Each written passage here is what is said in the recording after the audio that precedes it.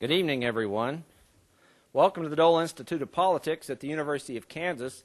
I'm Bill Lacey, director of the Institute, and I can't tell you how exciting it is to see such an awesome crowd here tonight. And it's great not only because our speaker is wonderful, but because I think we have a program that's going to be very interesting to you. I would ask all of you who are in the back, we're setting up additional chairs in the Simons Media Room.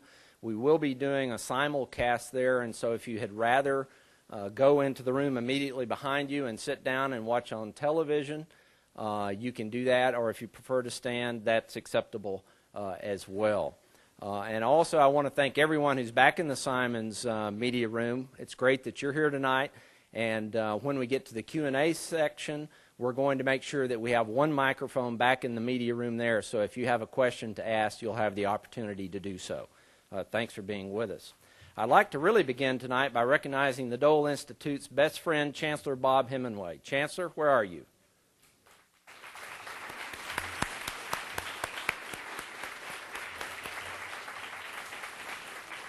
It's great to have you with us tonight. Also, I wanted to point out that our program is going to be the third this year that's being recorded to air on C-SPAN radio, as well as Sirius and XM national satellite radio. We have an active spring schedule coming up.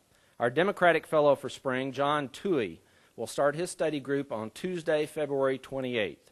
Alan Cobb, our Republican Fellow, will begin his on the following day, Wednesday, March 1. Both are open to the public and will be held in the Simons Media Room weekly at 4 p.m. More information will be available on that later. Also, our archivists conduct a white glove tour, which is a really fascinating look at the archive here at the Dole Institute of Politics.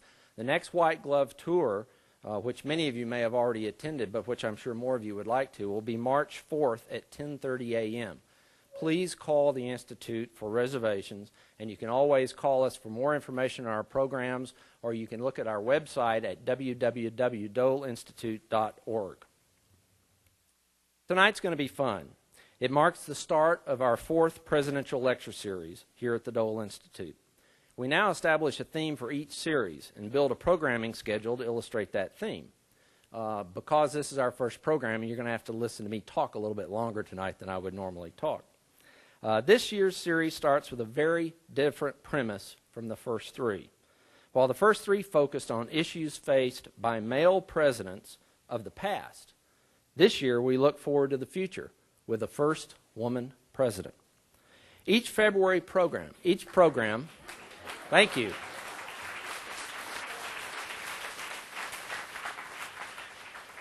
You got that applause about right where I expected it to be. So, each program in the series is going to be focused on a specific topic, a specific area of interest. They're all interrelated, but you can come to every program and you're probably not going to hear the same thing twice.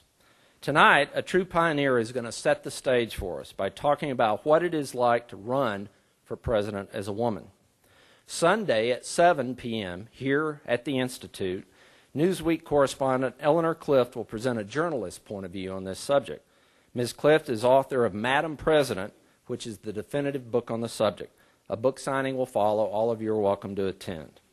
On February 14th at 7:30 p.m. here at the Institute, nationally known pollsters Celinda Lake and Kellyanne Conway, one Democrat, one Republican, will discuss their new book, What Women Really Want, How American Women Are Quietly Erasing Political, Racial, Class, and Religious Lines to Change the Way We Live.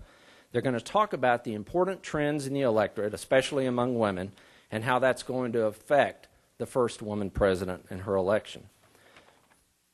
By the way, the first 100 students who arrive on the 14th will receive a coupon for free ice cream for two from Ben & Jerry's. It's Valentine's Day, guys, so come with a friend or bring your date and have Valentine's Day dessert with Ben & Jerry's. You'll enjoy that. Our Path to the Presidency program is also one of the series that's very important. It's on February 22. It's going to feature two prominent strategists, again, one from each party. Elizabeth Dole campaign manager Tom Daffrin, who's a good friend of mine, and John Kerry's campaign manager from 2004 and former chief of staff to Senator Ted Kennedy, Mary Beth Cahill. They'll address the unique advantages and disadvantages a woman candidate for president faces. You won't want to miss that. And closing out our program on Tuesday, February 28th, will be the Chief Executive Women as Governors program. It will feature former Republican Governor Jane Swift, former Democratic Governor Jeanne Shaheen, and women's political analyst Barbara Lee talking about women as chief executives and how they might govern as president. We're also organizing, by the way, I don't have a lot of details on this, but we're organizing a women's political workshop for March 4th, details to follow. Why the first woman president, and why here? Let me answer the second question first.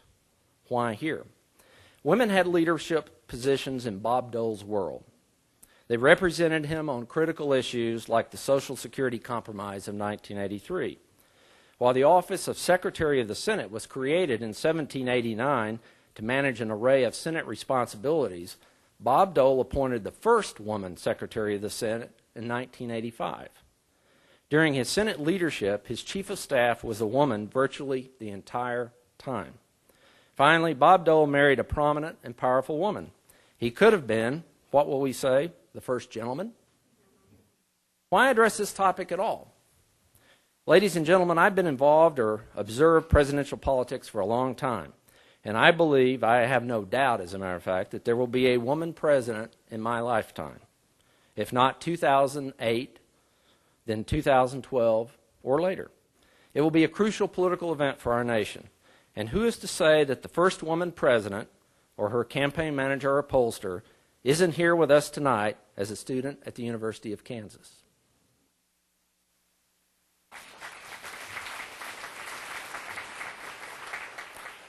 This is a topical area that we're very proud of having developed and worked with a lot of people at the university and got a lot of great advice to develop. And just incredibly pleased to see the support that you're giving the program tonight, and so glad that you could be with us. And without further ado or further talking on my behalf, I'd like to introduce our Associate Director for Programming, who will introduce our guest this evening, Professor Jonathan Earl. John?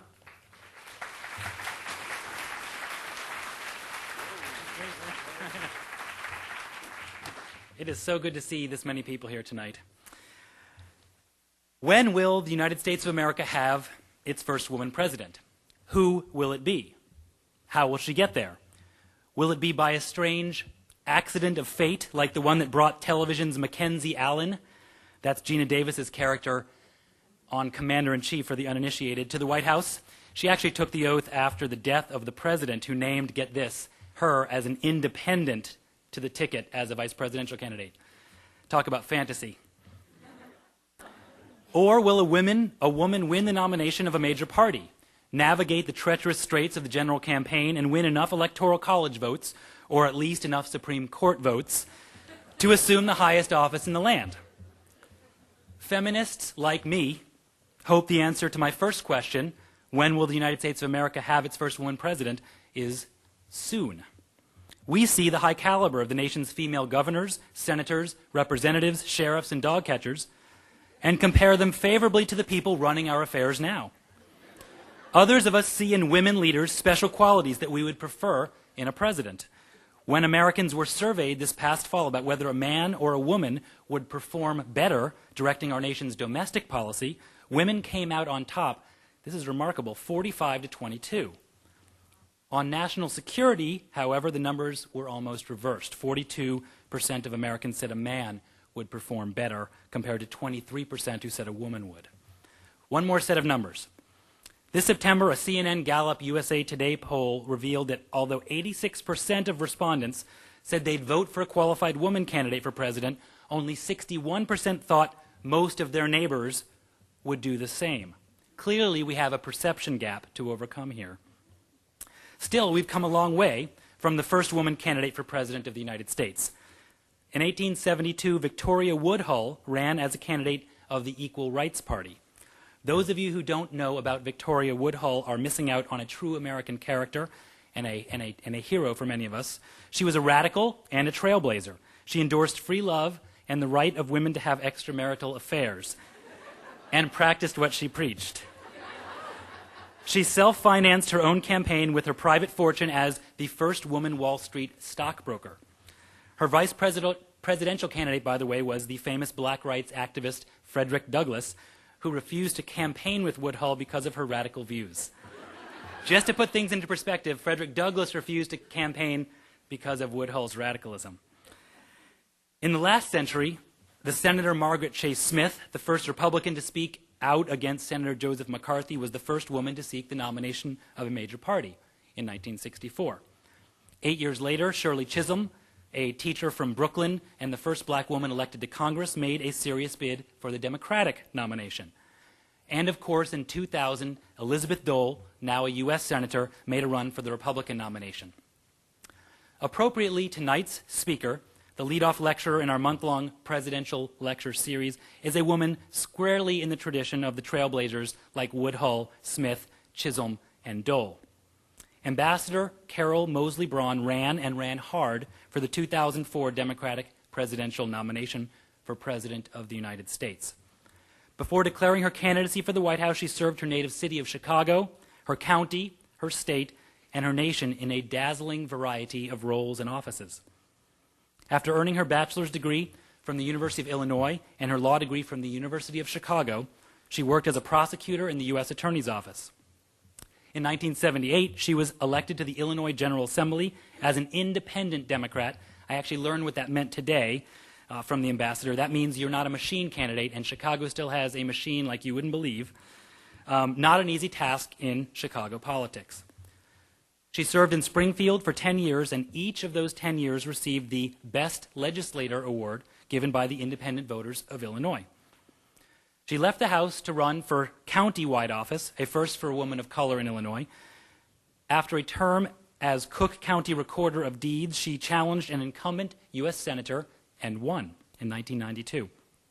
Carol Moseley-Braun's election marked the first time Illinois voters elected a woman to the Senate and the first time the Democratic Party elected an African American to the Senate. This is an institution that had just one other black senator in the 20th century. During her term, Moseley-Braun was a strong champion of health care and education reform. In 1994, she authored the Educational Infrastructure Act, designed to channel education funds into the areas most needed by low-income communities. After losing her bid for re-election in 1998, President Bill Clinton named her ambassador to New Zealand and Samoa in 1999. After declaring her intention to seek the presidency, Moseley-Braun talked a lot about what it meant to run for the nation's highest office as a woman. She said, "I believe our country deserves leadership with vision." She said this at a speech of the University of Chicago Law School, her alma mater. "It is time to take the men-only sign off the White House door." It didn't happen in 2004, but because of the groundwork and the leadership of women like tonight's speaker, it could happen in 2008 or very soon after that. It is my pleasure to introduce Ambassador Carol Moseley-Braun. Madam Ambassador.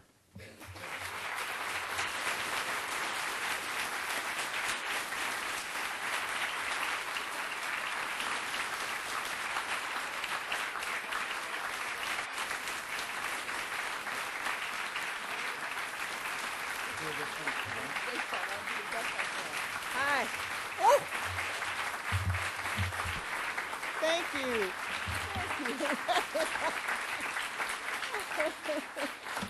you. Thank you so very much. I want to thank the Dole Institute for inviting me today, and thank you very much, Jonathan, for that wonderful introduction. And I want to thank all of you for taking the time to visit with me today. I'd like to thank the Chancellor, Chancellor Hemingway, to Bill Lacey, thank you for your remarks, and Representative Ballard, thank you for taking me under wing today, and of course Allison, the paparazzi over there. Everybody's been just wonderful today, and it's been just a delightful time here in Lawrence. And thanks to all of you for taking time out of your schedule to come and visit with me today and give me an opportunity to share with you. Your being here is not only a compliment to the Dole Institute, but to me personally, and proof that I believe, in spite of all the other diversions and entertainments that are available to you tonight, concern for others is not a dying art. Thank you for your presence, and thank you for giving me the opportunity to share with you some of my own observations with you. This is a remarkable series, and I am humbled to be among the phenomenal women who will follow. Eleanor Clift, Celinda Lake, who was my pollster, by the way, Barbara Lee, who has dedicated her life and her fortune to promoting women's involvement in executive office particularly, to Jean Shaheen and Brenda Swift. All these women are pioneers in their own right, and I'm delighted to be part of a series that they will also participate in. And I also want to thank Mark and the University of Kansas Young Democrats, with whom I had lunch today. Where are they? Wave your hand up.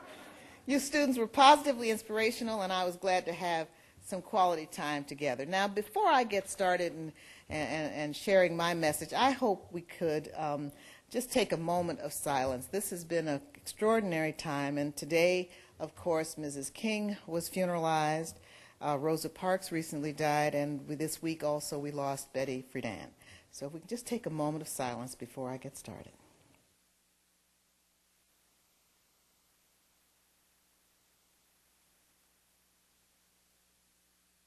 Thank you. My message tonight is simple. Whether we know it or not, whether we like it or not, we are all living through a global change that will have profound implications for humankind. It is a revolution of the head and of the heart, and its impacts will be felt, are being felt, in every aspect of our lives. It is a revolution that will move the world toward the liberation of the human spirit. But as importantly, it's a revolution that will be directed by each and every individual who participates in the public debate about the status of women and the direction civil society takes in regards to half of the population. And of course, I am speaking about the worldwide transformation of the status of women. It is nothing short of a revolution. You've asked that I talk about politics tonight, a subject that I know a little bit about and about which I can claim some expertise, particularly at this stage in my life when I like to say to friends I've become a recovering politician. Politics is a part of and is both a cause and a result of this revolution. I hope this evening to connect the dots and to make the case that what you do, how you respond to this revolution, matters greatly. The only question is what contribution you will choose to make and what position you will choose to take up in the battle that is raging all around us. In 2004, I was a candidate for the Democratic Party's nomination for President of the United States. I came away from that campaign positively inspired by what I saw of the openness and the generosity of the American people. To be honest, I was, frankly, personally surprised by the receptivity I discovered to the idea of a woman president, and delighted that I had the privilege of holding up the banner as the only female candidate in that campaign cycle. Now, as can be expected, being the only woman in the field had some unexpected consequences. I became especially fond of quoting Ginger Rogers, who remarked about her famous dancing performances with Fred Astaire when she said, "I did everything he did, only backwards and in high heels." The guys did not have to change costumes nearly as often. They didn't have to worry about manicures and hair. They didn't have to concern themselves about the physical layout of the debates and the stools that showed off their legs. And they could raise their arms in a victory salute without their boobs becoming perpendicular.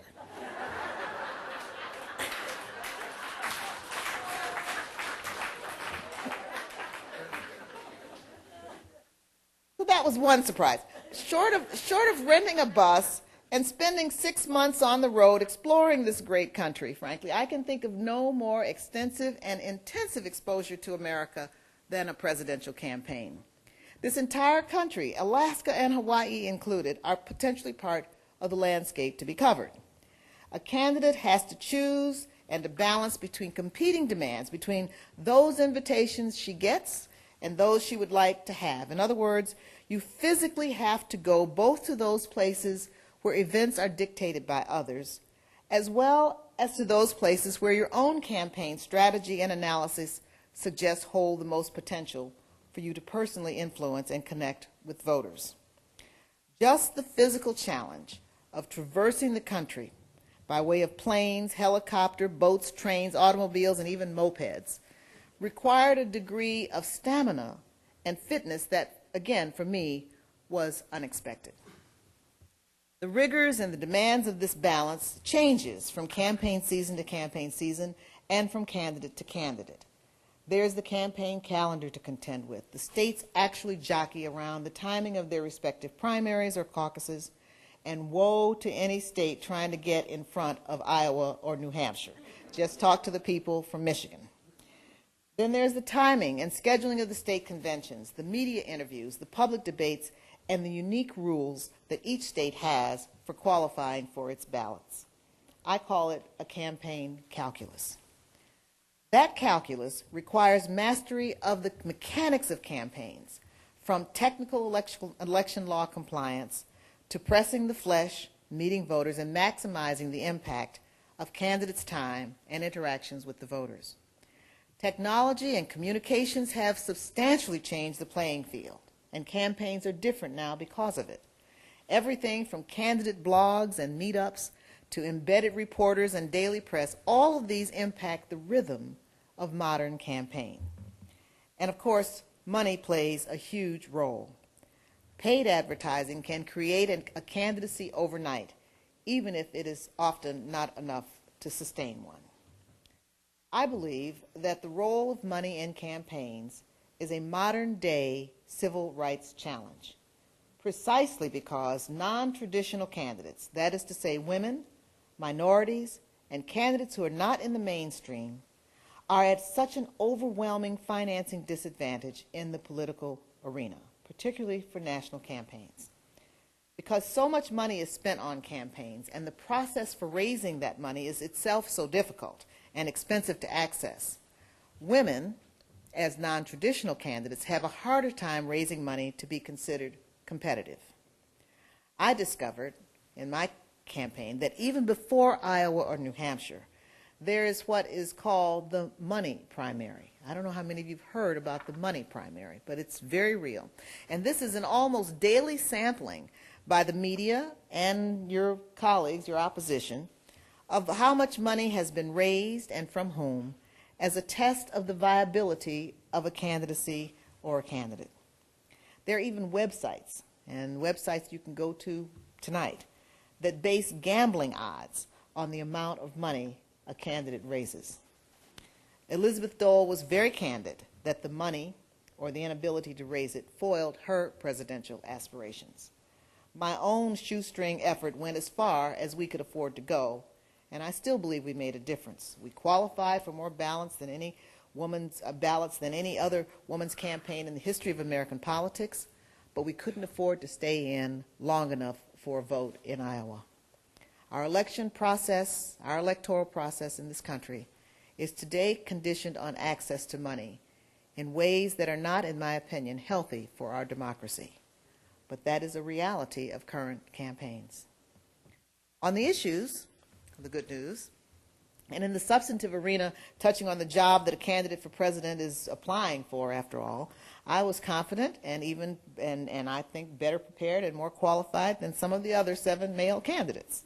I had served my country as a U.S. attorney, a state legislator, a local government executive, as a United States senator and an ambassador, and so I was conversant, and even experienced in just about every aspect of the issues of the 2004 election. It was especially gratifying to me that people responded so well to my candor and straight talk about the questions that they asked. And I just wish I had the name of every white, male, middle American who came up after a speech or a debate to tell me how much he liked what I had to say. That was probably the most edifying part of the experience for me. Ordinary citizens seemed to be much more willing to give me a shot and to listen and consider me along with the men than many in the political class were prepared to concede. The voters, it seemed, were a lot less dismissive of a black woman candidate for president than the professionals and the pundits were. Recent polls tell us that 70%, upwards of 70% of the American people have responded as open to the election of a candidate for president who is female. And a sampling, I believe, of the political chatter about Hillary Clinton versus Condoleezza Rice is an indication, I think, of how far we have come and how much the public's perception and expressed attitudes have driven the political process. Commander-in-Chief is doing well not just because it is a well-written television program, but because there is a demand in the public for visualization of a woman in the U.S. presidency, even if it is a fictional one at present. In fact, I believe, and I know for a fact, it was the voters, ordinary citizens, who raised the bar and insisted on fair treatment for me from the political class during my presidential campaign. In the early debates, some of you may even have recalled this, but in the early debates, I had a hard time getting a word in edgewise, and I'd be cut off or not called upon or given less microphone time than the men candidates. After, however, the stations began to get angry phone calls and letters from voters who complained bitterly about the unequal treatment, all of that changed. By the time the network debates happened, the commentators were downright focused and even solicitous about the equality of exposure I was afforded, down to the very second. At one debate, a cry from the audience, "Let her speak," was met by the commentator turning around during the commercial break to tell how many seconds each candidate had spoken, as if to prove he had been fair. I believe this is especially significant and provides us with a glimpse of the revolution that I believe is a worldwide phenomenon. Nothing is more important than attitude. What you perceive defines how you respond, and how you respond impacts how others react. All politics comes from a climate of public opinion about the issues. That climate of opinion is created from the attitudes and dispositions of the whole of the community. And I like to say that a climate of opinion is just like any other weather system. It depends on the hot air rising from the ground. What my experiences made clear to me was that the American people, whether they will actually vote for a woman candidate for president or not, believe that women have a right to be treated as equals in the political arena. That is the transformation. This expectation of equality reveals a profound shift in attitudes. It is evidence of a transformation in this country. In the 84 years since women have enjoyed the right to vote, the walls that limited access to the public sector based on gender have begun to crumble. Those walls are not yet rubble, and progress, of course, is not linear, but the change is unmistakable. Consider for the moment, and I was glad Jonathan mentioned Victoria Woodhull. Consider the change of attitude since Victoria Woodhull ran for president in 1872. Her campaign amplified the conversation about the right of women to political equality, and in so doing gave impetus and inspiration to the efforts of other women who were working for women's suffrage. By forming the Equal Rights Party, which again in 1884 fielded a candidate in Belva Lockwood, the suffragists used the platform of a presidential candidate to make the case for equality, for enfranchisement, and for a voice for women in the political arena. They were, at the time, however, considered so avant-garde as to engender bitter reactions even from the mainstream of American society. With the passage of the 19th Amendment in 1920, much of the protest impetus for women voters dissipated, and it was not until half a century later, when Senator Margaret Chase Smith ran in 1964, that a woman would stand for a major party's nomination for president. She championed campaign finance, but frankly, in an almost unilateral disarmament way, by refusing to take contributions while waging a serious campaign on the issues. Senator Smith's campaign was notable for its gender neutrality. She ran as a qualified candidate who happened to be female. In so doing, she set the tone for all the campaigns to follow, including that of the first black woman to run for president, Shirley Chisholm. Now, I should have mentioned this to the students this afternoon, but I actually had the honor of meeting Congresswoman Chisholm during her campaign for president in 1972. I was a student at the time, and during her swing through Illinois, we took a picture together that I'm very, very proud of today. But I was later able to better understand that her crusade, and it was more of a crusade than a campaign at the time, but her crusade laid the groundwork for an entire generation of women, myself included, and gave the American people a glimpse of the possible. By the time I ran, I reached back to her for her observations and advice. She was in retirement by then, and I took her advice to just do the best that I could do. My candidacy might have been marginalized by the pundits, but I was not in exile like Mrs. Chisholm or in outer space like Mrs. Woodall. And by the way, if you haven't yet seen it, there's a wonderful independent film made recently about her campaign called Unbossed and Unbought, and you might want to reach out and see if you can find it. Even though we as Americans think of ourselves as so much ahead of the rest of the world in so many ways, you know, the world's undisputed superpower and the wealthiest, most advanced civilizations on the face of the planet, in fact, we are number 58 in the world in terms of women holding political office. And after 135 years of our democratic republic, still have not actually elected a woman president. At the rate women are currently being elected to office, and I had someone actually do the math on this, it will be the year 2080 before gender parity will be reached here at home. In this century, other powerful nations have been led by women, including Great Britain, Ireland, Canada, France, Israel, India, Pakistan, Poland, the Philippines, Norway, Turkey, and most recently Germany, Chile, and Liberia. I served as ambassador in a country that has re-elected its second woman prime minister, Helen Clark of New Zealand, who followed Jenny Shipley. And of course, the Council of Women World Leaders currently has 30 members. I mentioned that in connection with another war story, a personal vignette, a story about my little niece who, at the time that I was getting ready to run for president, was about 9 years old. And she heard us in the kitchen talking about the possibility of a campaign. I hadn't really made my mind up about it. And she called, Auntie Carol, come quick. So I went into her room, and she was sitting at her desk. Her little feet weren't even touching the floor. She had her social studies book open. And it was open to the middle page that had pictures of all the presidents. And she said, Auntie Carol, look, all the presidents are boys. Claire was shocked that gender balance had not yet reached the presidency in this country. And so the question becomes, what's taking us so long? Well, the answer, I believe, lies in the good news from my presidential campaign effort. Social order comes out of the expectations and the attitudes of the people. Malcolm Gladwell recently made a fortune by describing in a book what he called the tipping point, that magic moment when a cause or an idea simply takes off. But the fact is that no one has yet quantified what goes into getting there.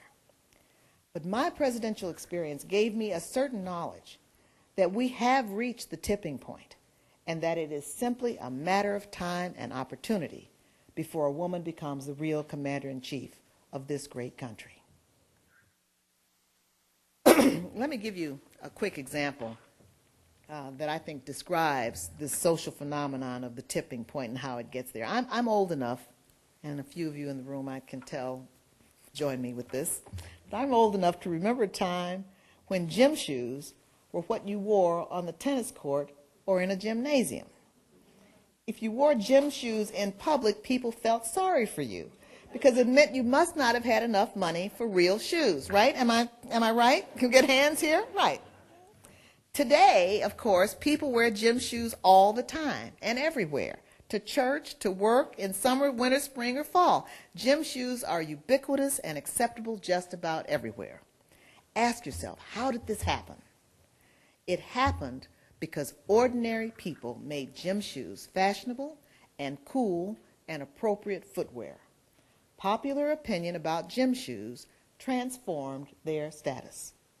Well, I believe we have reached the tipping point in regards to the election of a woman president. Popular opinion, attitudes, even entertainments have taken the concept of a woman president from the protest of Woodhull's candidacy to the progress represented by Chisholm's or the potential of Elizabeth Dole's campaign to the point that it is a near certainty that the American people will elect a president who is female in the foreseeable future. The transformation of attitudes has reached a point of inevitability. The only issue now, I believe, is one of process. Whether a woman will be able to garner the institutional support to navigate her way to the presidency remains an open question. In the case of the two leading objects of speculation against Senator Clinton and Secretary Rice, both have powerful men squarely behind them. And I might add that makes a huge difference. I would point out that in the case of women leaders particularly, the role of men in their lives is not an insignificant aspect of their political prospects. The second institutional barrier, actually the preeminent barrier, of course, is money. As the recent Washington fundraiser scandals have once again illuminated, you can't have a system as awash in money as ours is and not invite corruption.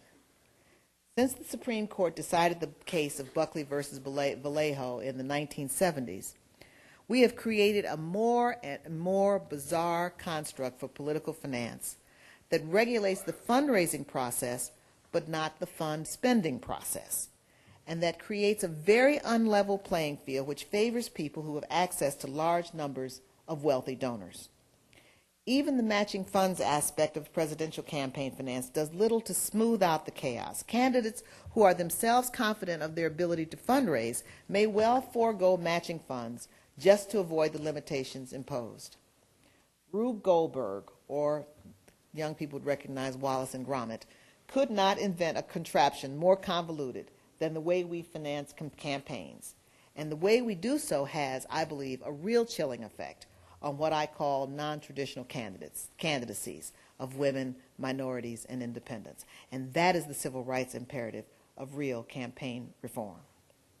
I remember complaining about it once to a Washington insider friend who said to me, "Oh, Carol, just stop moaning about this. It's like being in the fun house at the circus.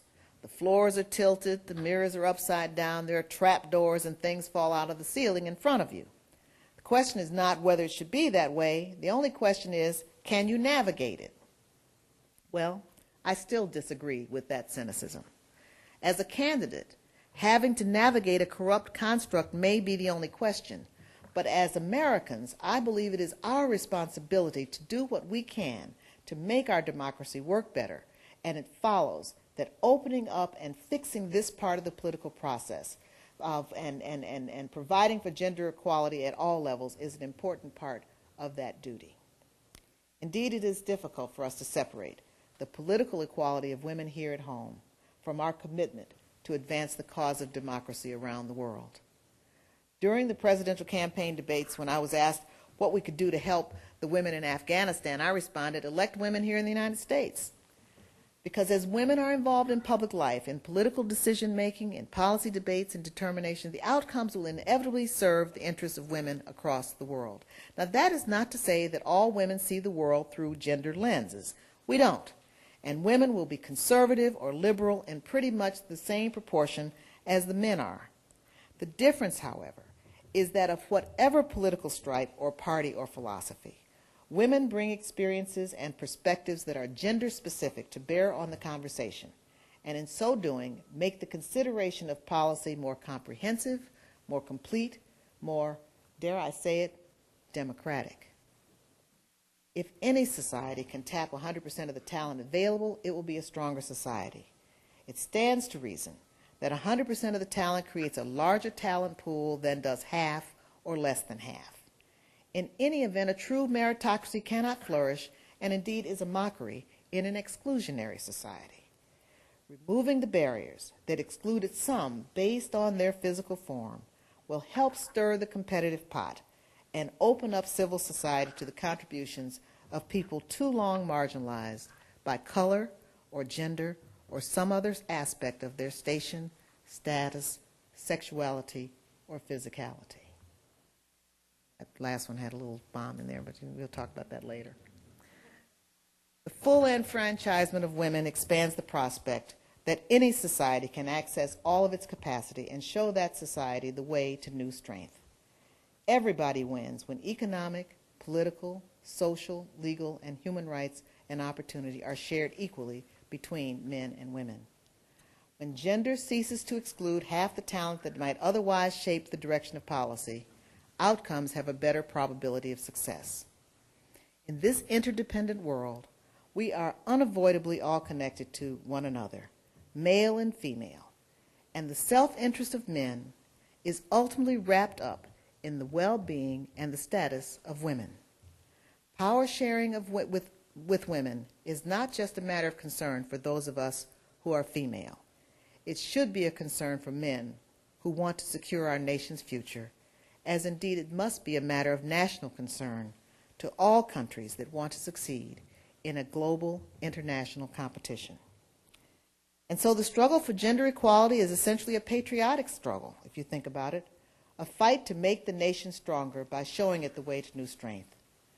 Reaching for the goal of a democratic society in which all people are created equal is an essentially patriotic mission and one that serves the interests of the whole community. In this regard, it is in this regard, rather, that the issue of women's political equality shares such a core connection to the universal quest for human dignity. The notion that propelled the birth of our democratic republic grew out of a vision grounded in morality that sees in every person a reflection of God. It is based on the belief that every life has meaning and that every person has an equal right to the blessings of liberty and the benefits of citizenship. We now see that our democracy is predicated on the notion that each person is entitled to participate in governance. Our American history has been defined over time by the struggle to transform the vision and the noble words of what Dr. Martin Luther King once called our country's Declaration of Intent, to become the reality of civil society and the hallmark of governance. And this is where all of the popular movements for social justice start. But these human rights are such that if we can't do it here, we can't export it around the world. And so the case is being made every day in ways that are obvious and subtle, grand or personal, in general or in particular, and that is the worldwide revolution that I urge you to observe and consider. The change of attitudes that brought American women from the fight for emancipation to the forefront of electoral politics is based on so powerful an idea as to challenge every society everywhere in the world to respond and transform. We don't know where that transformation will take us. We do know, however, that it will not leave us where we started out. But change, like charity, begins at home. By changing the political equation that deprives every American, male and female, of the talent that women bring, we are forming a more perfect union, moving this country in the direction of its most noble ideals, and giving our country new capacity and new strength. But it takes each of us speaking about the issue, raising the matter at every turn, pressing and advocating for transparency and inclusion at every opportunity. It may be in a conversation in which you change somebody's mind about the issue, or by supporting a woman candidate, or even just becoming part of the Nielsen rating for commander-in-chief. But just as Paul Revere's role was different than Benjamin Franklin's or Thomas Jefferson's or Crispus Attucks, you make a difference, whatever role you choose. I want to take questions, but I did want to share one little story with you before I conclude. This is by way of example of how every person's role impacts outcomes. This is a story from the days of suffrage, and you may have heard it before. It had to do with the legislator in Tennessee. Henry Byrne was his name. And he had been a vote against suffrage. But the night before the crucial vote in the Tennessee legislature, he received a letter from his mother. And the letter said, and I quote, "Vote for suffrage and don't keep them in doubt. Don't forget to be a good boy and help Mrs. Cat put the rat in ratification. The next day, Burns' vote was the decisive one that put Tennessee behind the 19th Amendment, and Tennessee's approval passed it for the entire country. When the press questioned him about the surprise switch, he responded, and I quote, "I changed my vote in favor of ratification because a mother's advice is always safest for her boy to follow. And the opportunity was mine to free millions of people from political bondage." End quote. Well, now, Burns' name is history. We know about Byrne, and we know about his vote, and we know about the impact of it, and we know about his mother's letter. But we will probably never know who spoke to his mother, what conversations she had that gave rise to the letter that changed his mind, that changed history. Some anonymous person took the initiative to speak up or to someone else whose letter changed another person's mind, and then his vote, and then history. And so my point to you is this: creating a climate of opinion that embraces the contributions women have to make depends on each and every person, one person at a time, doing what they can in a myriad of situations and circumstances. Every person, every voice, every effort makes a difference as group responses emerge from individual actions. We are here tonight. Look at us, male and female, black and white and brown, all together. We are here tonight as testament to the successful transformation of opinion that was achieved by millions of ordinary Americans who wanted to see a truly democratic America, or as Barbara Jordan once said, who wanted to see an America as good as its promise. Your being here tonight makes you a revolutionary or a patriot, because it means you care enough about participating in the debate about our generation's political legacy to engage the conversation about gender equality in presidential politics. You are helping to shape a climate of opinion that will propel the winds of change and elect the first female United States president. Your contribution may be to agitate for campaign finance reform, or to insist on openness of the process, or to push the political parties in the direction of gender equity. But whatever role you decide to take, it will help to shape a more perfect union and give us all an America that is good as its promise. After all, the future we create by our actions today will be our legacy to our daughters and our sons. By your work, it will be a legacy of equality and fairness and universal enfranchisement. It will be a legacy of the liberation of the human spirit and the emancipation of American capacity. Each of us helps to make the possible a reality, and not a moment too soon. In closing, I'm going to share with you, I wasn't going to do this, but I'm going to share with you this little poem, and then I'll take your questions. I don't have attribution for it, by the way. The poem goes like this. One song can spark a moment.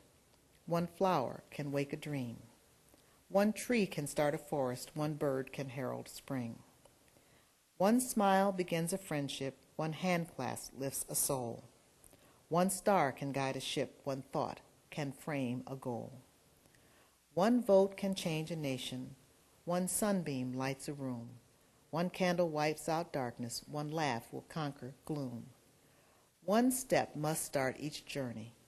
One word must start each prayer.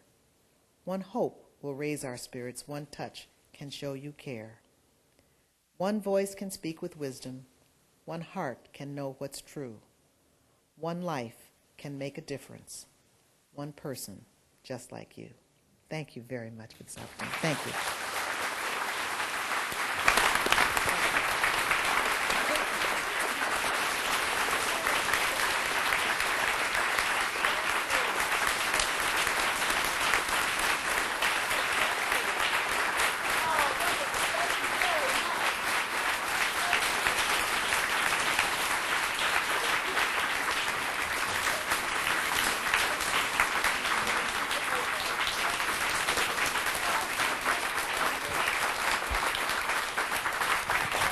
Great. A standing ovation in I the know. heartland is serious. Thank you very, very much.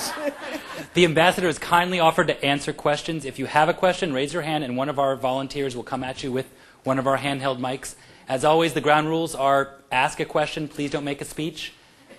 We will do our best to get people who are in the back and also in our overflow room, the Simons room, so don't despair if you're back there. Go ahead. You know the third rule, What's that? be nice. Oh yeah, and be nice. Oh yeah, come on up here. We have one here. Start off. What can the Democrats do as an organized organization to take control of the House at the next election? Well, I don't know if you remember Will Rogers. Will Rogers said, I don't belong to no organized group. I'm a Democrat. A serious answer. A serious answer. I think speaking, we talked about this a little bit today at lunch, speaking to the interests and concerns of the American people. You know, talking, the truth, coming up with a positive program of what you're for, not just being againers, but being for something. When I ran for president, I have to tell you, everywhere I went in this country, people would ask me questions about what are you going to do about health care? Health care came up as an issue in every venue, without exception. And yet, it's fallen off the radar screen in terms of our political discourse. I believe that if Democrats, and again, I'm a recovering politician, so I can talk like this, but I believe that if Democrats will start talking about, here is a program to provide health care for every American. Universal health care coverage ought to be something we can do in this country.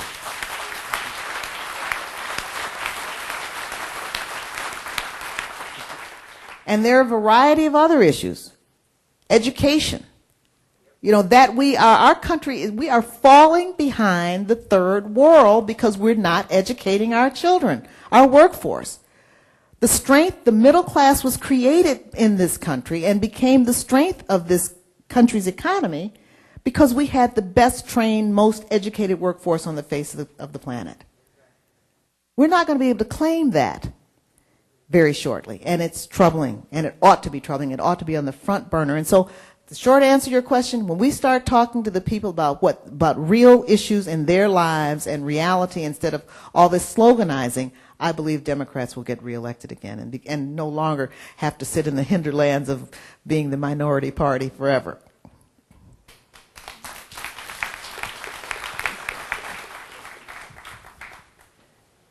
Do we have any poll figures yet on how many women would support a woman for president? Celinda will probably be able to better answer that. I've looked at the gross numbers, and the gross numbers say in the neighborhood of 70 to 80% Americans. But that doesn't break. I have not seen the breakdown in terms of women versus men. That would be a very interesting question for her to answer. Yeah. Hi. Whoa. I was curious, in the election of 2004, of the people who voted, 54% were women. So I'm curious, in the next elections, what way do you think women actually will be obstacles for women to gain the presidential office? I'm sorry, say the last part again. What will be the obstacles? Yes, from women themselves for women to actually gain the presidential office. From women. Well, okay, and this I think is a function of how can I put this? Anytime you're the outside trying to get in, sometimes you hold yourself to even higher standard. And so I was in one of the debates, and afterwards, this lady came and she says, "Can I talk to you?" And I said, "Certainly." She says, "You spoke so nicely, and I was delighted to hear what you had to say. But did you know your hymn is coming out?" So. Hemlines, hairstyles, chipped nails. So those are the kinds of women I think have to be nicer to each other in terms of not having expectations that the woman is going to be, Wonder Woman, be able to talk better than the men, raise more money than they do, make all the speeches, get to all the, to just do backwards in high heels. I mean, that really is the problem. And so I hope that as we mature in the political arena, the expectations of women, of other women as candidates will be more reasonable. Thank you for coming tonight. As an ambassador, what do you think are some particular challenges that you face in that job, and what are some of the skills that you need in order to do that position well? I think, well, I was reminded when Eisenhower was president. This is an apocryphal story, and one of the historians here may correct me on the reference, but I'm told that he summoned a young ambassador or a new ambassador into his office and took him to a map of the world and said, "Show me, what country do you represent?" And the fellow went up and pointed to someplace somewhere in the world. And the president corrected him and said, "No, you represent the United States of America."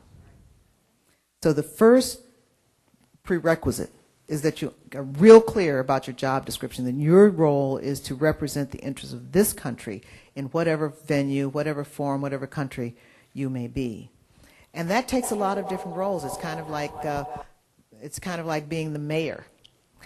Because you have to represent, there's both what they call high diplomacy and low diplomacy. You have to represent the interests of the United States in regards to everything from military matters and intelligence matters to schools and the arts, and ingratiate yourself in the community as a whole sufficiently to improve relations and to encourage the flow of ideas and information and exchanges that will benefit America.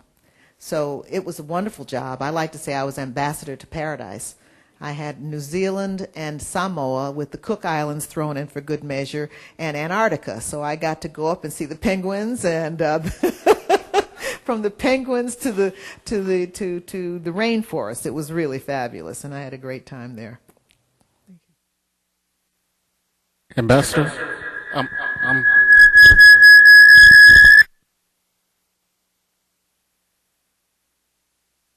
Okay, while we wait for that, there's a lady here in the front. I'd like to hear your ideas on how to reform campaign finance. Good. My ideas on how to reform campaign. Well, I don't have the book on it, but I can tell you just a few observations. I think that we have to level the playing field in terms of spending as well as fundraising. One of the reasons I'm convinced that New Zealand is on its second female prime minister and has a very vigorous political debate across the country, they have campaign spending limits of $25,000 of your own money. You can spend $25,000. The rest of it, is considered a public function. So that has allowed for women to emerge. That has allowed for the kind of diversity in their parliament that we would frankly be shocked to see here in the United States, because you get a little bit of everybody. And those people get to be held accountable by their voters. I mean, it's a two-way street, precisely because the people feel more connected to the political process. So I think getting past the notion that that money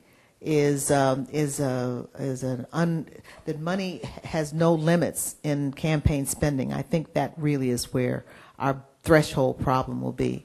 And it really philosophically comes down to that old debate about, the rich and the poor have an equal right to sleep under the bridges of France. I mean, that's true, but the inequalities are so built in as to, I think, frustrate the notion of democracy. So I would start with that. Yes. As I appreciate your presence here on this National Day of Mourning for the First Lady of the Civil Rights Movement, and my question is if you could share an inspiring moment that maybe she had throughout your candidacy or political career with us. She was my friend and my neighbor, and lived right upstairs from me, and was a graceful woman of great grace and unbounded courage and fortitude. And she was just a wonderful person. I think that the impact of her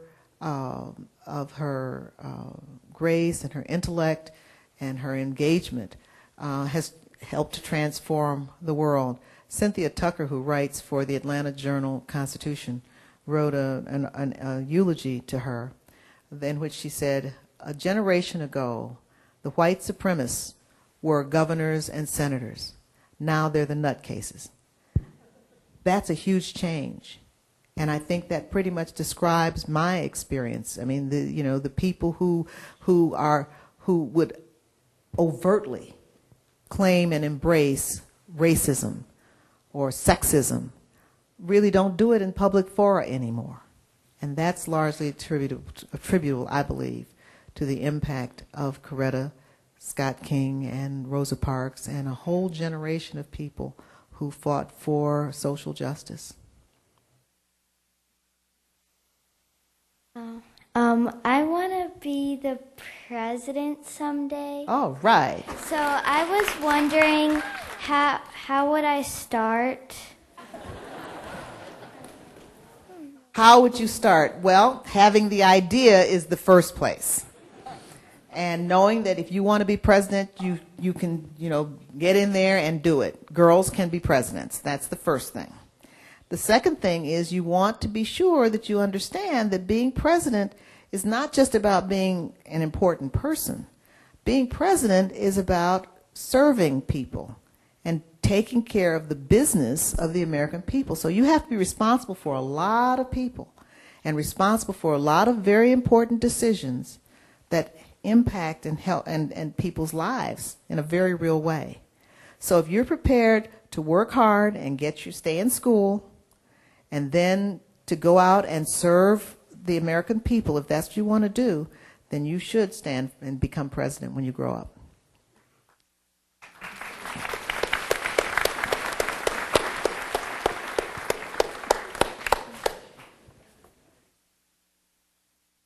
Dr. Salas? Oh, so sorry. There goes that hymn. Don't go off the stage. Will we ever do away with the Electoral College? If you're in Douglas County, you feel your vote does not count? That's a very good question, and I suspect we will. Again, it goes to the conversation, and the more people that raise the question about the Electoral College, the more likely it's going to happen in terms of the political change. Understand, when this country was first formed, the whole idea was that an Electoral College would pick the president, the state legislatures would pick the Senate, the only level of national government that was popularly elected was the Congress, was the House. The Senate changed by constitutional amendment in 1918, and that came about after a whole series of political debates, and there are people in this room who I'm sure have written books about this, but the Senate only was directly elected after that constitutional change. In my own home state of Illinois, we were talking about the Lincoln-Douglas debates because Lincoln and ran against Stephen Douglas, and they debated the issue of slavery all over the state of Illinois. And my tagline was always that Lincoln won the debate, but Douglas won the election because the state legislature elected Douglas.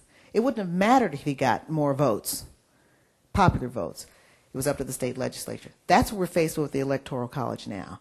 And the more people who are saying this is an antiquated institution, it doesn't serve our interests anymore, the American people are fully apprised of have enough information to make an intelligent decision for themselves.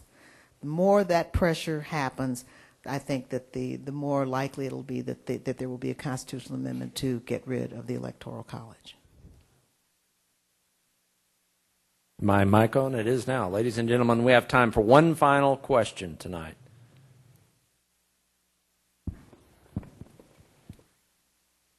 I sit here and look at Dole and Humphrey working together for kids. I see Monahan and Dole working together to do Social Security. My frustration has been the gridlock that just seems to be us versus them. Do you see any solutions where we can have more bipartisan working together, or how does our country tell our politicians this is the role that we would like to see? as someone said recently, you can't have civilization without civility.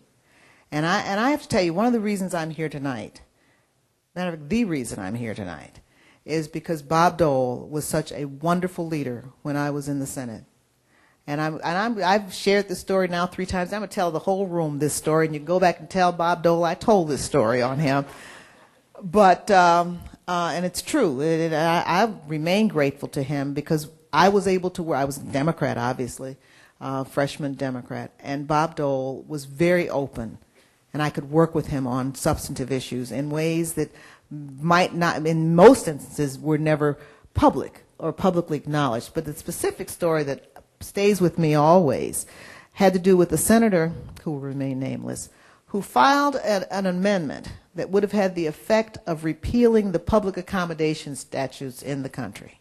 All the public accommodation laws would have gone. Now, that's what the whole civil rights movement was about, right? Not having separate water fountains in back of the bus and all that nonsense. So when he filed it, I was the only black person in the Senate.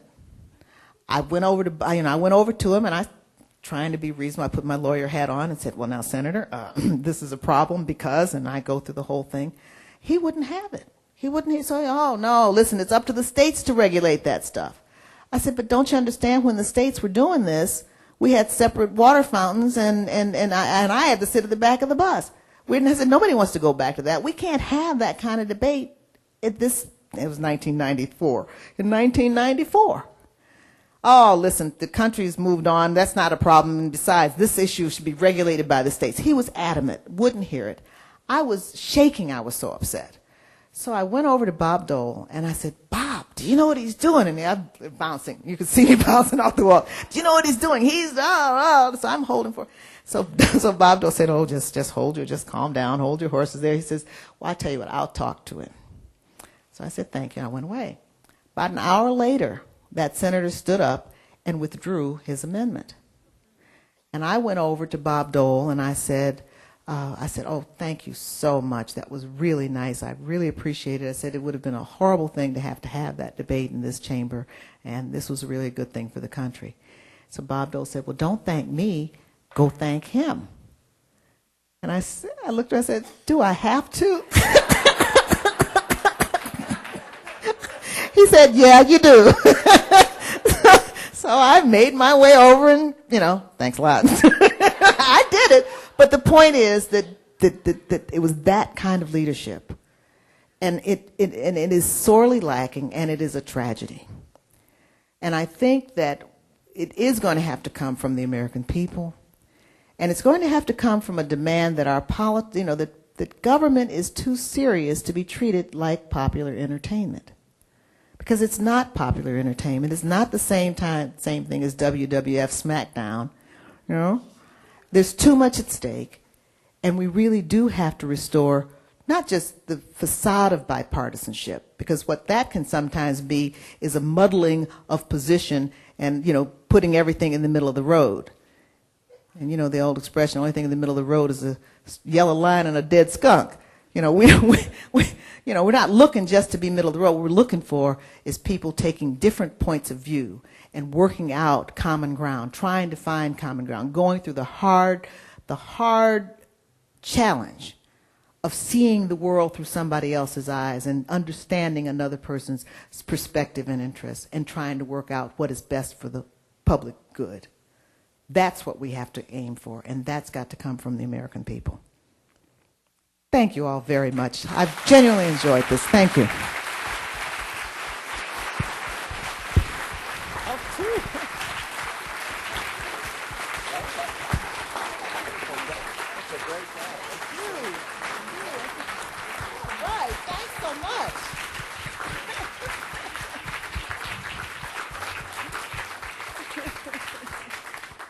Maybe, Ambassador Moseley-Braun, maybe you'll reconsider the title Recovering Politician.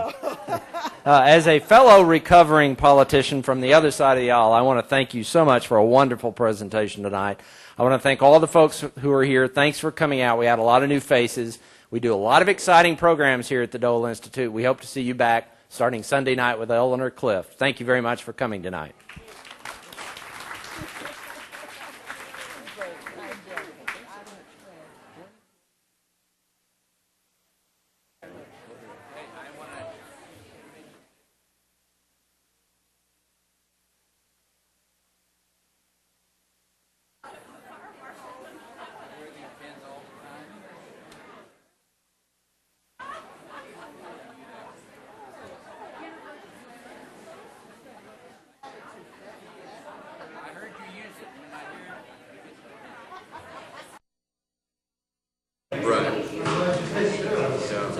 I think there's a technological solution. Right. Well, yeah. Let me write some stuff down for you so I can do that.